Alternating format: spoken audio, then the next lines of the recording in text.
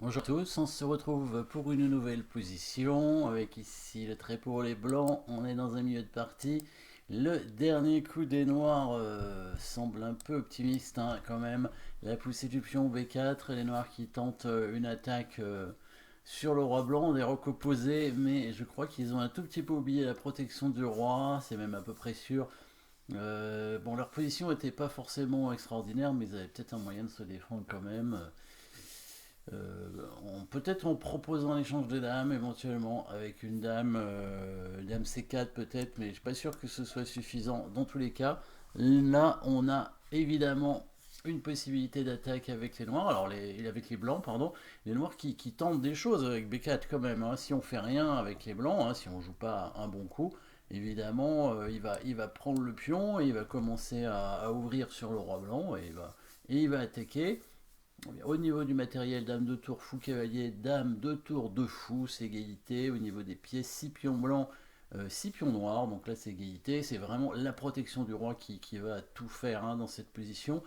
Et les blancs ont un coup très fort, évidemment, combinaison qui va mater, je pense, hein, sans, sans défense vraiment pour les noirs. Alors, on remarque une bonne position pour les blancs au niveau bah, déjà de la tour sur la colonne semi-ouverte en direction du roi. La dame qui a la possibilité de venir dans les trous, hein, c'est quand même très faible. Hein, protection du roi noir est quand même très affaiblie. Il y a un pion très avancé et le cavalier central qui peut arriver aussi à plusieurs endroits, éventuellement même sur l'aile dame, mais bon, le cavalier en C6, a priori, c'est plus pour défendre contre éventuellement la batterie des noirs, hein, tour et dame. Mais le cavalier peut arriver de l'autre côté. Voilà, en tout cas, il y a éventuellement la deuxième tour qui peut arriver aussi. Doublant les tours avec l'autre, par exemple là. Mais c'est aussi une défense sur ce pion. Le pion qui est attaqué deux fois, mais qui est protégé énormément de fois, hein, quatre fois par les blancs. Donc tout va bien. Vous avez probablement trouvé le coup forcé dans cette position. Alors, le coup forcé, il y a un échec, hein, évidemment, avec la dame, mais le roi va prendre. Donc là, on voit pas trop l'intérêt derrière. Est-ce qu'il y a une menace de mat? Pas en un coup en tout cas. Pas en un coup, mais il peut y avoir un coup qui va menacer mat en quelques coups certainement. Bon, les noirs n'ont pas d'échec de leur côté non plus, ils n'ont pas de menace de mat non plus, donc on peut prendre un tout petit peu de temps avant de faire une menace de mat. Hein. Et ici, bah, vous avez peut-être trouvé donc, la destruction de la chaîne de pions devant le roi avec évidemment la déviation après du fou pour venir avec la dame, faire échec, prise du pion bien sûr en H6.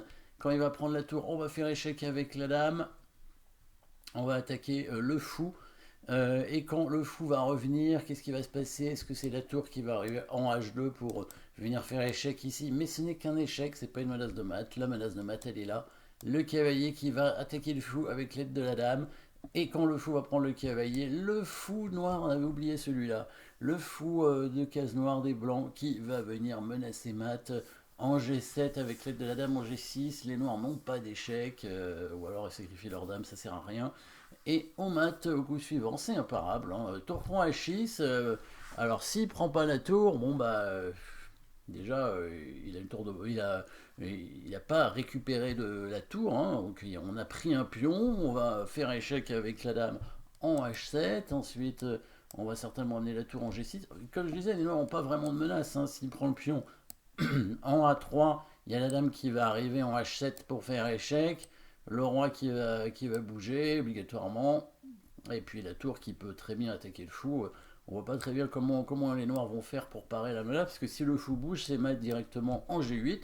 Et s'il bouge pas, on le prend et il est indéfendable. Il y a un échec de consolation avec les noirs ici. On va évidemment mettre le roi en A1. Et là, il n'y a plus d'échec. Et le mat est imparable. Il y a rien à faire. S'il avait mis son roi en F7, voilà, il y avait différents coups. On pouvait amener le cavalier en E6 pour menacer le fou. On peut quand même amener la tour hein, en G6 probablement. Mais cavalier en E6, c'est très bien. On menace mat en deux coups en prenant le fou avec la dame. La dame est attaquée et s'il prend le cavalier, on prend avec le pion, on fait échec. il bouge son roi, et là maintenant on peut attaquer son fou avec la tour comme ça. Alors attention, attention quand même, là c'est pas bon ce coup, c'est pas bon parce que là les noirs ont une contre-attaque cette fois, puisque maintenant que la diagonale est ouverte, il y a une contre-attaque sur le roi, donc il faut faire des coups forcés. Hein, il faut faire des coups forcés. Vous l'avez vu, la contre-attaque, évidemment, après tour G6. On va pousser le pion en A2. Et quand le roi va venir en A1, c'est le fou qui se sacrifie. Les noirs ne sont pas en échec, le fou n'est pas cloué. Et finalement, c'est eux qui vont mater hein, avec une deuxième dame qui va arriver. Et puis, bon, bah là, il y a du monde. Hein. Hop, il y a plusieurs maths possibles. Attention à la contre-attaque, hein. Il faut bien faire des échecs ici, obligatoirement. Donc l'échec, on va le jouer évidemment en F5 hein, avec la dame. On pourrait bloquer le fou, mais je pense que c'est mieux quand même de faire échec, évidemment. S'il vient en G8, il y a tout de suite mat en F7. S'il met son fou ici, cette fois il est cloué, on peut faire échec avec la tour et mater avec la dame en H7.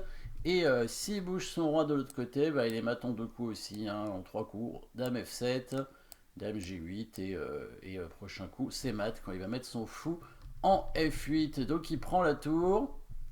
Mais c'est intéressant peut-être d'essayer de ne pas prendre la tour hein, quand même. Hein, en B prend A3. Il y avait un petit piège. Quand la dame venait là, on mettait donc le roi en F8 pour que le fou soit pas cloué. Non, parce que si on met le fou en F8, justement, il n'y a pas la diagonale ouverte. Donc on se met en F7 pour justement s'auto-clouer exprès. Alors l'idée c'est que sur tour G6, il y a la tour qui peut défendre en G8 et bon, il y a une défense possible pour les noirs.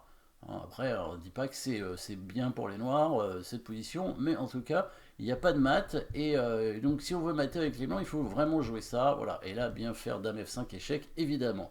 Alors dans la partie, il prend la tour et là c'est mat imparable après l'échec. S'il bouge le roi, on prend le fou sur échec. Et après, bon, bah, on va probablement le mater assez facilement. Dame prend fou sur. On peut jouer ça, cavalier F7 sur roi F8. Ouais, c'est peut-être plus simple. Fou prend, pion prend. Et le mat en F7. Mat imparable ici. Les noirs ne peuvent rien faire pour l'empêcher. Et bah, s'il va de l'autre côté, cette fois, on va prendre le fou quand même. On va revenir. On pouvait prendre le pion, mais ça sert à rien. Hein. S'il vient en H8, il est tout de suite mat avec la tour. Hein. Finalement, cette tour, elle sert hein, pour coulisser et mater de ce côté-là. Et s'il va en F8, ben, on fait la même chose que tout à l'heure. Hein. On peut faire cavalier E6. Et prise du pion pour menacer mat en F7, évidemment. Donc ici, évidemment, il fait fou G7. Et là, le coup cavalier E6, menaçant mat en G7. Pas le choix pour parer le mat, il faut prendre le cavalier. Et c'est le fou qui arrive cette fois pour menacer mat. Donc il y avait trop de monde, hein, il y avait trop de pièces bien placées pour attaquer en direction du roi noir. Le fou en D4 qui vient attaquer en G7. Évidemment, s'il vient en F8, on prend bien sûr le fou avec le fou. Et oui, on prend avec le fou. Et quand bah, le roi revient, on fait une petite découverte tranquillement en H6. Et on le mat en G7. Voilà. Bien sûr. Attention à bien faire échec avec le fou. Hein. Si on fait échec avec la dame, on va pas le mater avec échec. Après, on le mate quand même. Hein. On peut prendre la dame, roi 8, et prendre le fou avec un mat imparable. Voilà. Là, le mat est imparable, donc ça va. Donc ça va. Si le mat est imparable, on peut le faire. Attention, hein, pour pas que le roi noir puisse s'enfuir. Hein. Là, il n'y a pas de case, hein, évidemment. Roi D8, il s'enfuit pas du tout. Mais voilà, toujours mieux dans ces positions-là, prendre avec le fou, comme ça la dame contrôle l'escapade du roi ne peut pas s'échapper. Et quand le roi revient, petite attaque et la découverte, toujours en direction pour éviter qu'il s'échappe. Et après, il y a la dame qui fait mat. Voilà, merci d'avoir suivi cette position. N'oubliez pas de vous abonner et à très bientôt.